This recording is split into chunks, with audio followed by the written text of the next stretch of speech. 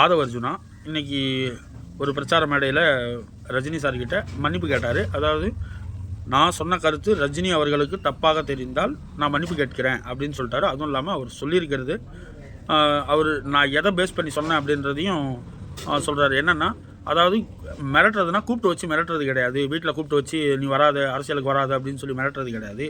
அதாவது பொய் பிரச்சாரங்கள், அவதூறு பிரச்சாரங்கள், அதாவது தனி மனித தாக்குதல், இந்த மாதிரி பண்ணி பயமுறுத்துறதை தான் நான் அப்படி மீன் பண்ணேன் அப்படின்னு சொல்லிட்டாரு. ரஜினிக்கு இப்போ டிவிகே மேலே, ஆதவ அர்ஜுனா மேலே வர கோபம் அன்னைக்கு சீமான் மேலே, சாட்டை மேலே, திருமாவளவன் மேலே, அப்புறம் இன்னும் நிறைய பேர் லிஸ்ட்டு சொல்லிட்டே போகலாம். ரஜினியை பேசாதவனுங்களே இல்லை, அவ்வளோ கேவலமாக பேசும்போதெல்லாம் ரஜினி ஏன் கம்முன்னு இருந்தார்? இன்றைக்கி அவருக்கு கோபம் பொத்துக்கிட்டு வருதா?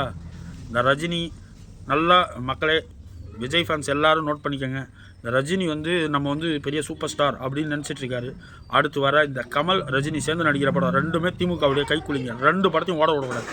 பாய்காட் ரஜினி கமல் அப்படின்னு சொல்லிட்டு அந்த படத்துக்கு பராசக்தி நிலைமையை ஏற்படுத்தணும். அது நம்ம தளபதி ரசிகர்களான நம்ம எல்லாருமே பண்ணணும். நன்றி, வணக்கம்.